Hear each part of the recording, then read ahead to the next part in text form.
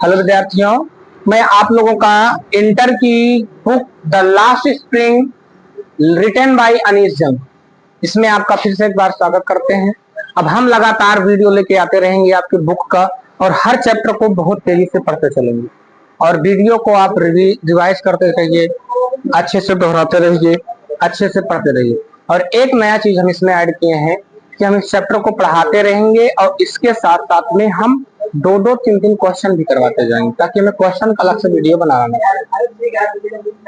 तो हम आपका the last spring written by Anees Jung, Anees जंग जो है ये लेखिका है, इन्होंने इस चैप्टर को लिखा है। अगर आपके पास बुक है तो बुक में थोड़ा सा अनीश जंग के बारे में आप अगर जानना चाहते हो तो जान सकते हो। मैं बुक लेके रखा हूँ, तो इसमें अगर आप देखें तो अनीश जंग के बारे में कौन है।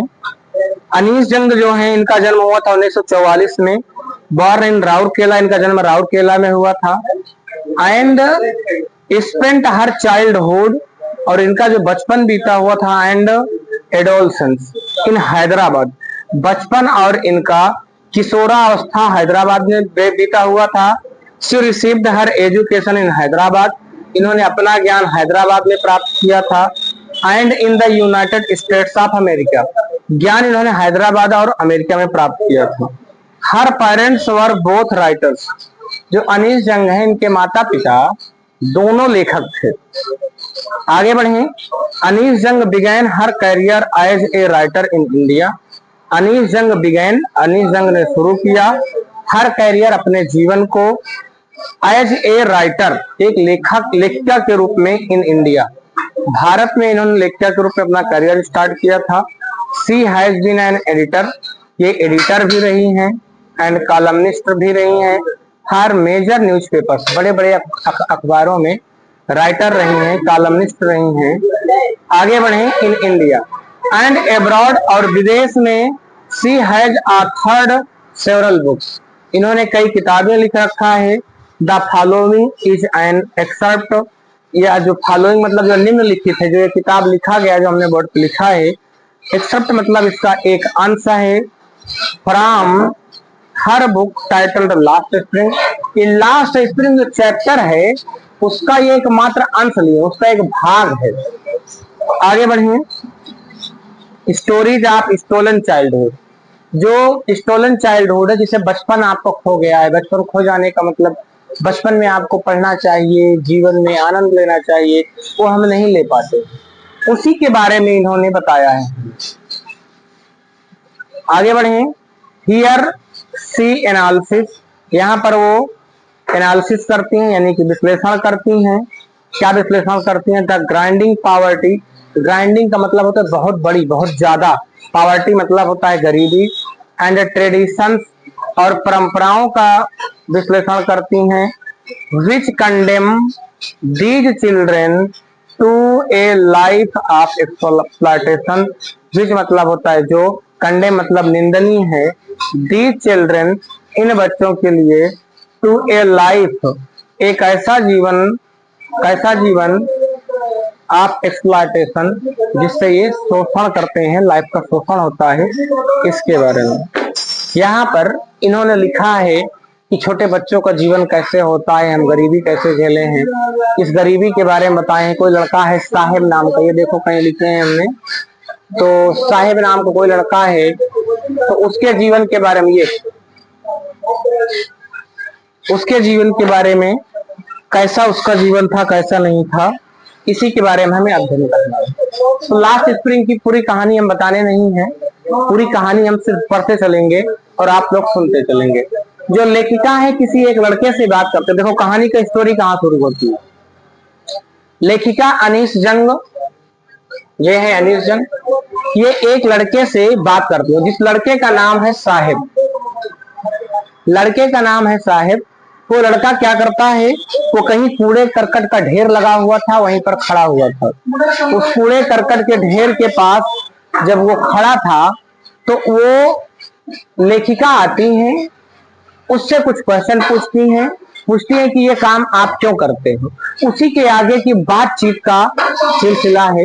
यहाँ पर देखें, वो लड़का से पूछती है लड़का जवाब देता है समटाइम्स मतलब होता है कभी कभी, आई फाइंड ए रूपी इन द गार्बेज। लड़के से वो प्रश्न पूछती है कि तुम ये काम क्यों कर रहे हो, ये कूड़ा करकट में क्यों कूड़ा बिनते हो, ये क्या कर रहे हो। तो उसने जवाब दिया कि कभी कभी, आई मतलब मैं, फाइंड मतलब पा जाता हूँ, ए रूपी इन द गार्बेज। तो लड़का जवाब देता है कि कूड़े करकट में मैं कभी कभी 1 रुपए पा जाता हूँ, 1 रुपए पा जाता हूँ, इसलिए मैं कूड़े करकट में कुछ न कुछ खोजता रहता हूँ। उसने कहा, लेखिका ने कहा, why do you do this. तब वो पूछती हैं कि why do you do this, आप यहाँ करता देखें यू, आप यहाँ क्यों करते हो। लेकिन क्या पूछती है कि आप कूड़े करकट में कूड़ा क्यों बीनती हो, क्यों बीनते हो। तो उसने जवाब दिया, आई आस्क साहिब। आई मतलब मैं, आस्क मतलब पूछती हूँ, साहिब मतलब साहिब से। लेखिका पूछती है कि तुम यह क्यों करते हो, आई आस्क साहिब, मैं साहिब से पूछती हूँ। हूँ मतलब होता है जिससे, आई मतलब मैं, इनकाउंटर मतलब मिलती थी। इनकाउंटर मतलब होता है मिलना। ये कहाँ मिलती थी, every morning scrounging for gold, प्रत्येक सुबह को ये मिलती थी। तो लड़के से पूछती है कि तुम ये कूड़ा करकट क्यों बिन रहे हो, कूड़ा करकट क्यों बिन रहे हो। तो लड़का जवाब, लड़के से हूँ, यहाँ देखिए, why do you do this, तुम यह क्यों कर रहे हो। आई आस्क साहिब, मैंने आस्क से पूछा, उस साहिब से पूछा। हूँ मतलब होता है जो, जिससे, I encounter every morning scrounging for gold, I मतलब मैं, इनकाउंटर मतलब मिलती थी, एवरी मॉर्निंग मतलब होता है प्रत्येक सुबह को, स्क्राउंजिंग, स्क्राउंज मतलब होता है खोजते हुए, तलाशते हुए, फॉर गोल्ड, जो वो गोल्ड मतलब सोने की तलाश करता था, in the garbage dumps of my neighbourhood. स्क्राउंजिंग मतलब खोजता तलाशता था, क्या तलाशता था, गोल्ड। गोल्ड मतलब सोना, गोल्ड मतलब सोना मतलब कभी पैसा पा जाता था, कभी चांदी सोने के कुछ सिक्के पा जाता होगा, कुछ और भी पा जाता, कुछ खाने की चीजें पा जाता होगा, उसी को उसने गोल्ड बोला।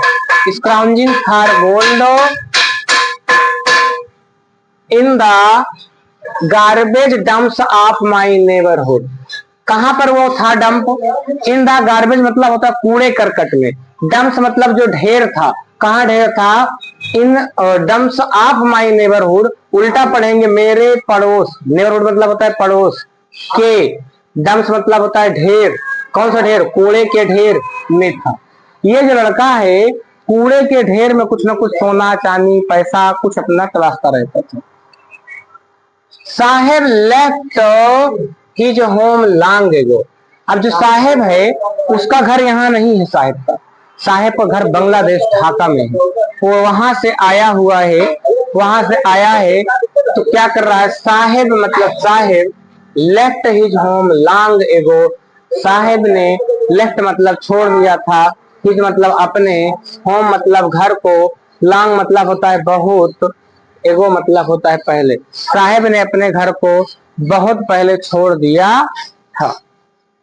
आगे बढ़ते हैं, set amidst green fields of Dhaka, Dhaka, उसका घर कहाँ स्थित है जिसने घर को छोड़ा, सेट मतलब स्थित था, अमिडस्ट मतलब होता है के बीच में, किसके बीच में, ग्रीन फील्ड्स, हरे हरे खेतों के बीच में, ऑफ ढाका, ढाका के हरे भरे खेतों के बीच में उसका घर स्थित था। आगे बढ़े, his home is not even a distant memory. वो कह रहा है लड़का, कह रहा है कि हिज होम जो उसका घर है, इज मतलब है, नॉट मतलब नहीं, इवन मतलब भी, ए डिस्टेंट मतलब होता है दूर की, मेमोरी मतलब याद में, उसका घर भी उसके दिमाग की एकदम दूर की मेमोरी में भी नहीं था, वो बिल्कुल याद ही नहीं था उसका घर, कि उसका घर कहाँ स्थित है। आगे बढ़ते हैं, there were many storms, there were many storms, इसकी हिंदी देखो, देयर की हिंदी कोई नहीं होगी, मेनी स्टॉर्म्स की हिंदी होगी बहुत सारे तूफान, दैट मतलब जो, स्वेप्ट अवे का मतलब होता है बर्बाद करना, कई तूफान आए थे जो बर्बाद कर दिए थे डियर फील्ड्स मतलब होता है उसके खेतों को। कई सारे तूफान आए थे जो उसके खेत को बर्बाद कर दिए थे। आगे बढ़ते हैं। एंड होम्स, उसके घर को भी बर्बाद कर दिए थे। हिज मदर टेल्स हिम, वो लड़का साहेब कहता है कि बहुत सारे तूफान आए थे, बहुत सारे क्या बोलते हैं तूफान आए थे जिसमें सिर्फ तबे मतलब बर्बाद हो गया था। डियर मतलब उनके, फील्ड्स मतलब खेत, एंड मतलब और, होम्स मतलब घर बर्बाद हो गए थे। हिज मदर टेल्स हिम, लड़का कहता है कि हिज मदर मतलब उसकी माँ, टेल्स मतलब बताती है, हिम मतलब उससे, उसकी माँ उससे बताती है कि बहुत सारा तूफान आया था जिसने बर्बाद कर दिया था।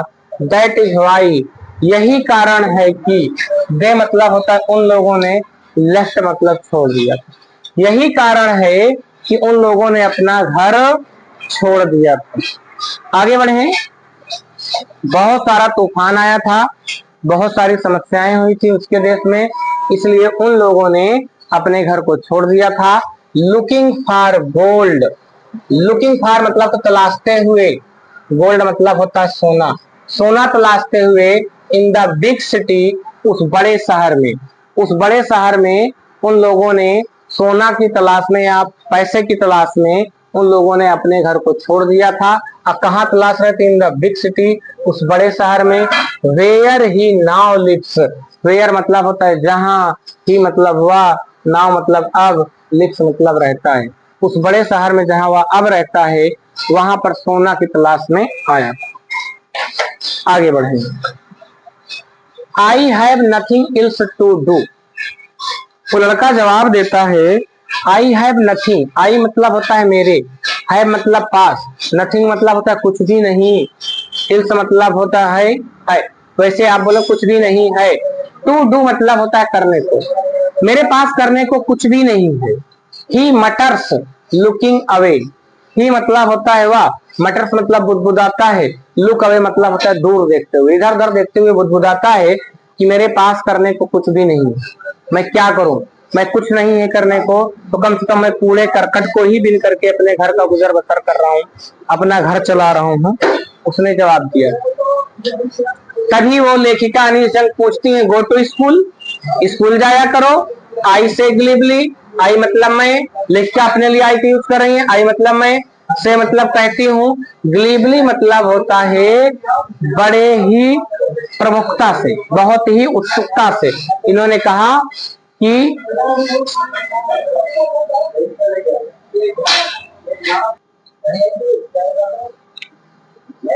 हाँ देखिए, तो उन्होंने पूछा कि तुम स्कूल क्यों नहीं जाते हो? वो लड़का कूड़ा कूड़ा करकट में हमेशा रहता था, गार्बेज में रहता था। तो लेखिका ने पूछा कि गो टू स्कूल, स्कूल जाया करो।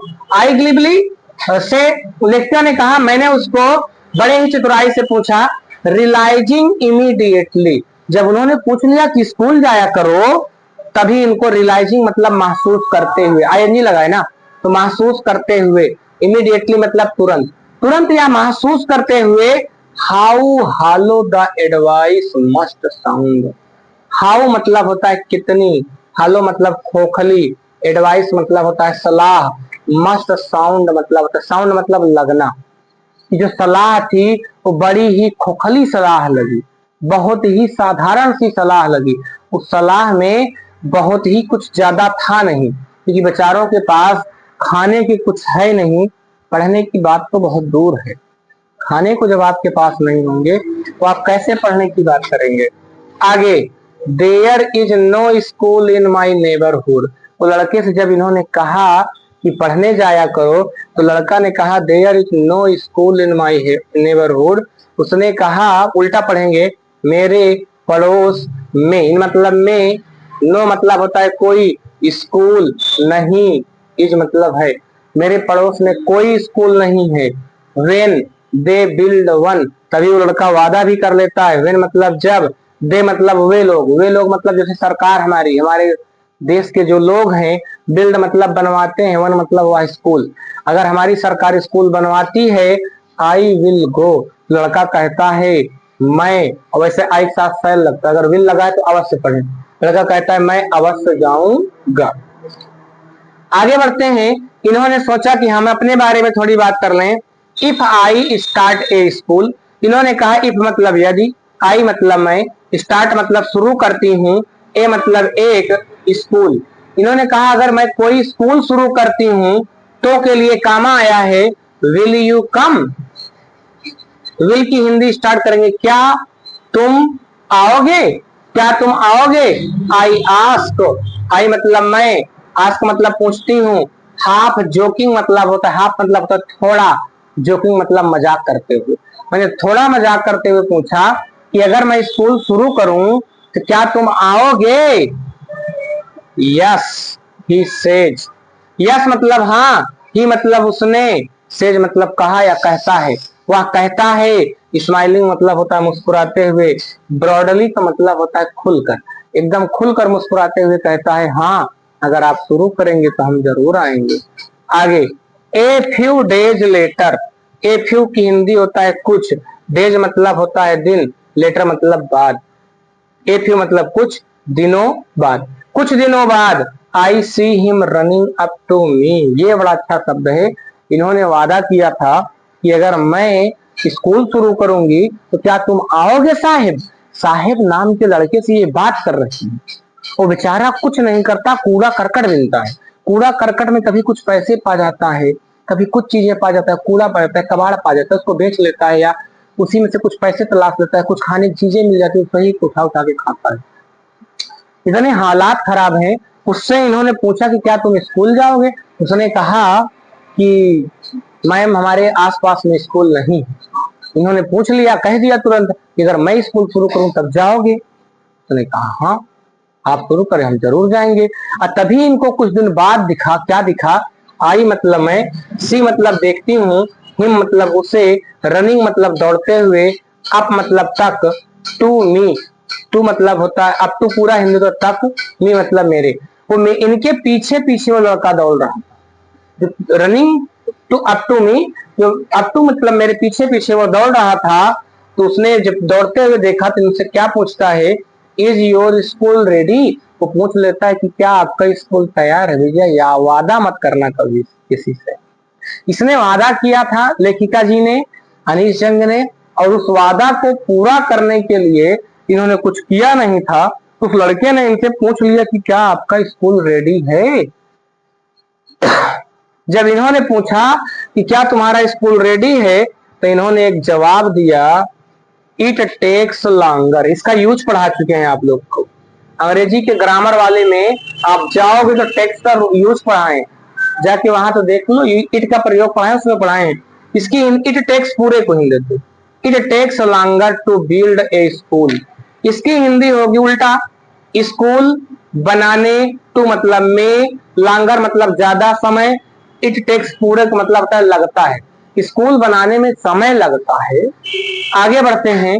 आई से मैं कहती हूँ, embarrassed eight having made a promise. इन्होंने कहा मैं उससे कहती हूँ, एम्बेरेस्ड मतलब एकदम लज्जित होते हुए, eight having made a promise एकदम एम्बेरेस्ड हो गई। जब उसने कहा क्या तुम्हारा स्कूल तैयार है, एकदम लज्जित हो गई। Eight having made a promise, having made मतलब होता है वादा करके, वादा करने पर वो लज्जित हो जाती हैं। दैट वाज नॉट मीन्ड, इन्होंने कहा मेरा ये मतलब नहीं था कि मैं उसको लज्जित करूं, उसको अपमानित करूं। वो बेचारा हमने उससे वादा किया, आज हम उसके वादा को नहीं पूरा कर पा रहे हैं। But promises like mine abound in every corner of his bleak world। ये देखो बड़ा अच्छा शब्द इन्होंने लिखा, बट मतलब लेकिन। बच्चे आप भी कभी भी किसी से वादा जरूर ध्यान देना, करना तो सोच समझ के। बट मतलब लेकिन, प्रॉमिसेस मतलब वादे, लाइक माइन करे कि, लाइक मतलब होता है के जैसे, माइन मतलब मेरे, मेरे जैसे वादे, अबाउंड इन एवरी कर्म। अबाउंड मतलब होता है वैसे वैसे बाध्य करना, लेकिन यहाँ पर अबाउंड मतलब होता है कि उसके दिल में बैठ गया था, देखो एकदम बैठ जाना। Abound in every corner, every मतलब होता है प्रत्येक, कॉर्नर मतलब कोने, इन मतलब में, जो उसके हर कोने में बैठ गया था। कौन सा कोना था, हिज ब्लीक वर्ड, जो उसका संसार था बच्चा, वर्ड मतलब संसार, ब्लीक मतलब अंधकार में, हिज मतलब उसके, उसके अंधकारमय संसार के कोने में बैठ गया था। मतलब इनका जो वादा था वो बेचारे की जो है, जिसका पूरा का पूरी दुनिया ही अंधकारमय थी, जिसे आज के समय में आपके पास अगर कुछ नहीं है, आगे रास्ता जीने का नहीं है, तो कैसे होगा। उसकी पूरी दुनिया अंधकार में थी, उसके दिल के कोने में ये बैठ गया था कि काश हम भी पढ़ लेते और हम भी कुछ आगे कर लेते। आगे बढ़ते हैं। आफ्टर मंथ्स ऑफ नोइंग है, आफ्टर मतलब बाद में, मंथ्स ऑफ नोइंग हो, उल्टा पढ़े, उसे जानने, देखो ही मतलब उसे, नो मतलब जानने, आप मतलब के, आफ्टर मतलब बाद, कितने बाद, महीनों बाद, उसे जानने के महीनों बाद I asked him his name. लेखिका कहती है उसको हम महीनों से जान रहे थे, महीनों जानने के बाद आई मतलब मैंने या मैं, आस्क मतलब पूछती हूँ, हिम मतलब उससे, हिज नेम मतलब उसका नाम। महीनों बाद उसका नाम इन्होंने पूछा तो उस लड़के ने जवाब दिया साहिबे आलम। उसका नाम लड़के का था साहिबे आलम। और नाम कैसे बताता है, ही अनाउंसेस, ऐसा लगता है वो नाम बता नहीं रहा, एकदम घोषित कर रहा है अपने नाम को। अनाउंस मतलब घोषित करना। आगे बढ़ते हैं। He does not know what it means, he मतलब वह, डज नॉट नो वह नहीं जानता है, इट मीन्स इस नाम का अर्थ नहीं जानता था, इस नाम का उसे मतलब भी नहीं मालूम है कि साहिबे आलम का मतलब क्या होता है। बच्चों आगे के वीडियो के बारे में हम थोड़ा से, हाँ बच्चों, उसके आगे है, लेखिका उनसे पूछती है तो उसने जवाब दिया। उन्होंने पूछा कि तुम्हारे नाम का मतलब क्या है, तो लड़के को नाम का मतलब नहीं मालूम था। इन्होंने खुद ही अपने आगे बात में वर्णन किया, if he new meaning, if मतलब यदि, ही मतलब वह, न्यू मतलब जानता, पास्ट में है तो जानता था, जानता होता, इट्स मतलब होता इसका, मीनिंग मतलब होता अर्थ। किसका अर्थ, जो साहिबे आलम उसने अपना नाम बताया, यदि वह अपने नाम का अर्थ जानता होता, जिसका अर्थ क्या था, लॉर्ड ऑफ यूनिवर्स, सॉरी, जिसका अर्थ था ब्रह्मांड, आप मतलब का, लॉर्ड मतलब मालिक, जिसका अर्थ था भगवान का मालिक।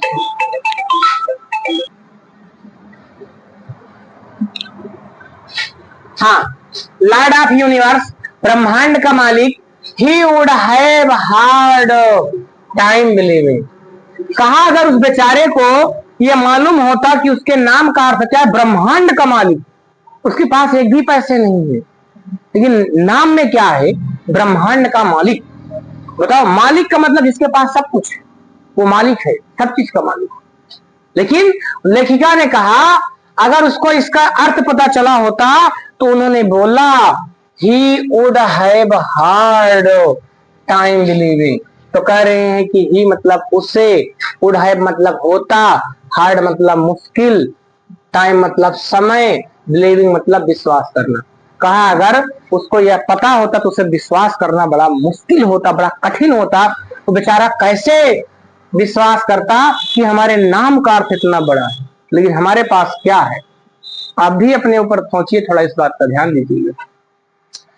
इट मतलब इसका, अनअवेयर आपकी हिंदी होता है अनभिज्ञ, अनजान, अनभिज्ञ या अनजान। अनअवेयर आप मतलब अनभिज्ञ या अनजान। What his name represent, what की हिंदी होता है यहाँ पर वैसे जो कुछ। अगर व्हाट के बाद सहायक क्रिया नहीं आ रही है, कर्ता आता है तो उसे जो कुछ पढ़िएगा। अगर व्हाट के बाद सहायक क्रिया है तो क्या पढ़िएगा। कोई पूछ ले तो उसके सामने ये पॉइंट रख देना।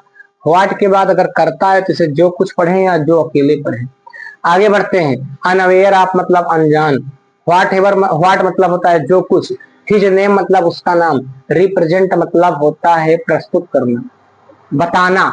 जो उसका नाम उसको बताता है, उस चीज से वो अनभिज्ञ था, अनजान था। उसका नाम क्या बताता है, उसका नाम ये बताता है कि पूरे ब्रह्मांड का मालिक है, भगवान है, मालिक है।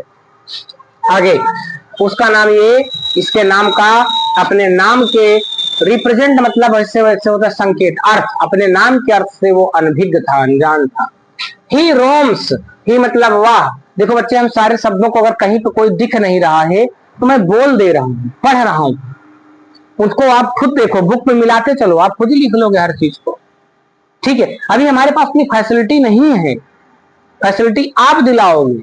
इसको खुद सब्सक्राइब करो, सब्सक्राइब करवाओ, शेयर करवाओगे तो हम फैसिलिटी लेके आएंगे। अभी मैं अकेला हूं, फिर मेरी टीम आएगी और फ्री में पढ़ाएगी आपको। पहले आप तो उस लायक बनाओ ना हमें। सब्सक्राइब करो, सब्सक्राइब करवाओ। आगे ही मतलब वाह, रोम की हिंदी जान लो, टहलना, घूमना, भटकना। वह टहलता है, घूमता है, भटकता है। कहाँ भटकता है? स्ट्रीट्स मतलब होता है गलियों में। वह गलियों में टहलता है। विथ हिज फ्रेंड्स, अपने दोस्तों के साथ टहलता घूमता है। वह गलियों में अपने दोस्तों के साथ घूमता टहलता है, भटकता है। An army of their footed boys. An army, army मतलब सेना, आप मतलब का, देयर फुट बॉयज, उल्टा पढ़िए, जैसे ही का है उल्टा पढ़े, नंगे पैरों वाले लड़कों की सेना। एन मतलब एक, ये एक जब ये टहलते हैं गलियों में तो ये एक सेना का निर्माण करते हैं। और कैसी सेना है? नंगे पैरों वाली सेना, जिसके पास कुछ नहीं है। हु एपियर, हु मतलब होता है जो, एपियर मतलब होता है लगना, जो लगते हैं। Like the morning birds, like मतलब होता है के जैसे, मॉर्निंग मतलब सुबह की, बर्ड्स मतलब चिड़ियों, ये सुबह की पक्षियों जैसे लगते हैं। जब ये सुबह सुबह निकलते हैं नंगे पैर, ये सुबह जैसे पक्षी निकलता है, पक्षी एक पूरे झुंड में एक तरफ, सारे पक्षी पूरब से देखो तो पश्चिम की ओर भगे रहते हैं, उड़े रहते हैं। उसी प्रकार से ये सुबह की पक्षियों के जैसे बिना पैर वाले, सॉरी बिना नंगे पैर वाले, नंगे पैर वाले सेना के समान ये लोग बाहर निकलते हैं और ये भागते रहते हैं। एंड मतलब और, डिसएपियर एट नून, देख लो, डिसएपियर मतलब गायब हो जाना, एट मतलब में, नून मतलब दोपहर में, और ये दोपहर में गायब हो जाते हैं। ओवर द मंथ्स, ओवर मतलब होता है ज्यादा, मंथ मतलब महीनों से, महीनों से भी ज्यादा ये कई महीनों तक दोपहर में गायब हो जाते हैं। I have come to recognise each of them, लेखिका कहती है आई हैव कम, मैं आ गई हूं ना पढ़े, मैं पहचानने लगी हूं। कम टू रिकॉग्नाइज पूरे का मतलब होता है पहचानना, रिकॉग्नाइज मतलब होता है पहचानना। Each of them, each of them का मतलब होता है प्रत्येक को, ईच मतलब होता है प्रत्येक, देम मतलब उनमें से प्रत्येक को, उनमें से प्रत्येक को ये कह रही है हम पहचानने लगे हैं। Why are you not wearing chappal, अब देखो इन्होंने क्वेश्चन किया। आई आस्क वन, आई मतलब मैं, आस्क मतलब पूछती हूँ, वन मतलब एक लड़के से। ये कई सारे लड़के इकट्ठा थे कूड़ा करकट के पास में, कूड़े के ढेर के पास में, तभी उनमें से एक लड़के से लेखिका ने पूछ लिया। कहती हैं वाई मतलब क्यों, आर यू नॉट वियरिंग, ऐसे वैसे वियर मतलब पहनना होता, और आईएनजी लगा है तो इन्होंने पूछा, देखो आईएनजी का मतलब जारी रखना कार्य, तो why are you not wearing मतलब है पहन रखना, पहन रखना, तुम चप्पल क्यों नहीं पहन रखे हो, यानी कि अभी तत्काल में जब चप्पल पहन रखोगे तो कार्य जारी रहेगा। तो कहे इन्होंने कि तुमने चप्पल क्यों नहीं पहन रखा। लड़के ने उत्तर दिया my mother did not bring them down from the shelf, लड़के ने उत्तर दिया माई मदर, हमारे अम्मा ने, अम्मा ने नहीं हमारी मम्मी ने, माई मदर मेरी मम्मी ने, did not bring them down, bring down मतलब होता है उतारना, मेरी मम्मी ने उसे नहीं उतारा। फ्रॉम द सेल्फ मतलब अलमारी, सेल्फ मतलब अलमारी, फ्रॉम मतलब से, उसने, मेरी मम्मी ने अलमारी से नहीं उतारा। ही आंसर सिंपली, ही मतलब होता है वाह, आंसर मतलब उत्तर देता है, सिंपली मतलब होता है साधारण तरीके से। वह बहुत ही साधारण तरीके से उत्तर देता है कि मेरी मम्मी ने चप्पल को अलमारी से नहीं उतारा। जब लेखिका ने पूछा कि तुमने चप्पल क्यों नहीं पहन रखा है, तो उस लड़के ने उत्तर दिया कि मेरी मम्मी ने अलमारी से नहीं उतार रहे तो हम चप्पल पहन रखते। बच्चे यहाँ तक तो हमने कंप्लीट कर लिया। हम चाहते हैं कि कुछ क्वेश्चन भी आपको देते चले, धीरे धीरे आप क्वेश्चन को भी तैयार करते चले। तो शॉर्ट आंसर टाइप के क्वेश्चन को मैंने 2 क्वेश्चन के उत्तर को लिख रखा, मैं क्वेश्चन पढ़ रहा हूं, उसका उत्तर सुनिएगा आप। Why did Anis Jung ask Sahib? Why did Anis Jung ask Sahib about the school? Anees Jung ने साहिब से स्कूल के बारे में क्यों पूछा? What was its impact on Sahib? Sahib पर इसका क्या प्रभाव था? जब उसने पूछा तो साहेब पर क्या प्रभाव था? Anees Jung asked Saheb about the school. Anees Jung ने, देख लो पढ़ रहा हूं, अनीस जंग ने साहेब से स्कूल के बारे में आस्क्ड मतलब पूछा, बिकॉज मतलब क्योंकि the boy was picking rags. उन्होंने इसलिए पूछा था क्योंकि जो लड़का था, बॉय मतलब लड़का, वाज पिक मतलब होता है उठाना, रैग्स मतलब होता है कूड़ा करकट, लड़का कूड़ा करकट उठा रहा था। इंस्टेड ऑफ मतलब होता है के बजाय, गेटिंग एन एजुकेशन, शिक्षा प्राप्त करने के बजाय वो कूड़ा करकट उठा रहा, इसीलिए उन्होंने पूछा था। आगे, when she casually asked, when मतलब होता है जब, she मतलब होता है उन्होंने, casually मतलब बड़े साधारण तरीके से, asked मतलब पूछा, why don't you go to school, तुम स्कूल क्यों नहीं जाते हो? साहेब replied, साहेब ने उत्तर दिया, that there was no school nearby his home, साहेब ने उत्तर दिया कि उसके आस पास पड़ोस में कोई स्कूल नहीं है। देख लो, जो मीनिंग ना समझ में ध्यान देना, there was no school nearby, NEARBY, his home, उसके घर के पास कोई स्कूल नहीं है। एंड मतलब और, व्हेन मतलब होता है जब, वन मतलब कोई एक, जब कोई एक स्कूल वुड बी बिल्ट बनवा दिया जाएगा, ही वुड गो, जब कोई इसके घर के आसपास स्कूल बनवा दिया जाएगा या स्कूल बन जाएगा तो वो स्कूल जाएगा। यही क्वेश्चन था उसका, वही उत्तर दिया था। अब की बार मैं जानबूझ के कर रहा हूँ कि आप तो बहुत दिमागी हो, दिमाग ये लगाते हो कि सीधा क्वेश्चन आंसर लिख के याद कर डालूंगा, बात खत्म, किताब पढ़ने की जरूरत नहीं। किताब नहीं पढ़ो, कहानी नहीं समझ में भी, कभी आपके बच्चे, आप बूढ़े हो जाओगे, दादा बन जाओगे, तो आपके बच्चे पूछेंगे कि पापा, दादा, बाबा, आपके स्कूल में जब आप पढ़ते तो कौन सी किताब लगी थी, उसकी एक आध चैप्टर का नाम बताओ, कोई एक चैप्टर बता दीजिए। तो अनिल जंग वाली कहानी बता पाओगे? साहेब वाली कहानी बता पाओगे तुम अपने साथ कर लो ना इंसाफी गधे। हाँ, बुरा ना लगे तुम लोगों को, लेकिन कर लो, कुछ कर लो। अगला क्वेश्चन मैं पढ़ता हूं, second question, why did Saheb and other rag pickers not wear chappals. कह रहे हैं कि साहेब और अदर, अदर मतलब होता है अन्य, रैग पिकर्स ने चप्पल क्यों नहीं पहन रखे थे। व्हाट एक्सक्यूज, व्हाट मतलब होता है क्या, एक्सक्यूज मतलब बहाना, did they give for it, उन लोगों ने इसके लिए क्या बहाना दिया था। जिसका उत्तर है Saheb and other rag pickers did not wear chappals. ध्यान सुनना, साहेब और, एंड मतलब और, अदर मतलब दूसरे, रैग पिकर्स मतलब होता कूड़ा करकट गिनने वाले, डिड नॉट वियर उन्होंने नहीं पहन रखे थे चप्पल्स। बिकॉज मतलब होता है क्योंकि, क्यों नहीं पहन रखे थे, क्योंकि दे वर पुअर, क्योंकि वे लोग बहुत गरीब थे। They did not have enough money, अब देखा इतना गरीब थे बच्चे, they did not have enough money, they मतलब होता है उन लोगों के पास, डिड नॉट मतलब था, हैव मतलब पास, इनफ मतलब होता है पर्याप्त, मनी मतलब पैसा, उन लोगों के पास पर्याप्त पैसा नहीं था, टू बाई मतलब खरीदने के लिए, उन लोगों के पास चप्पल खरीदने का पैसा था ही नहीं बच्चे, क्योंकि उनका घर परिवार जो पूरा घर चलता था वो सारा दिन कूड़ा करकट से ही चलता। आगे, बट मतलब लेकिन, दे गेव डिफरेंट एक्सक्यूजेस, उन लोगों ने लेकिन दूसरा बहाना मारा, पैसा था ही नहीं लेकिन बहाना क्या मारा। देखो हम लोग जब अपनी कमियां छुपाते हैं, अपने अंदर के चीजों को छुपाते हैं तो कैसे छुपाते हैं, बट मतलब लेकिन, दे मतलब उन लोगों ने, गेव मतलब दिया, डिफरेंट मतलब अलग अलग, एक्सक्यूजेस मतलब बहाने, उन लोगों ने अलग अलग बहाने दिए। एक्सक्यूज मतलब बहाना जान लीजिएगा। सम सेड, सम मतलब होता है कुछ लोगों ने, सेड मतलब कहा, दैट मतलब कि, इट वाज दियर ट्रेडिशन, उन लोगों ने कहा कि इट मतलब या, वाज मतलब था, दियर मतलब उनका, ट्रेडिशन मतलब परंपरा, उन लोगों ने कहा कि हमारी परंपरा है, to stay barefoot, to मतलब होता है स्टे मतलब रहना, टू स्टे मतलब पूरा रहना, स्टे बेयर फुट मतलब होता है नंगे पैर रहना हमारी परंपरा है।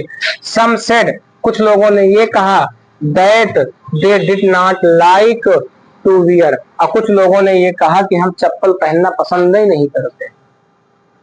हम हट जाते हैं आपके सामने से, वीडियो रोक लीजिएगा, वीडियो रोक करके पूरा क्वेश्चन आंसर और बुक को भी पढ़ लीजिएगा, कल हम और ज्यादा लेके आएंगे, कोशिश करेंगे 3 से 4 वीडियो में आपका चैप्टर खत्म कर दें।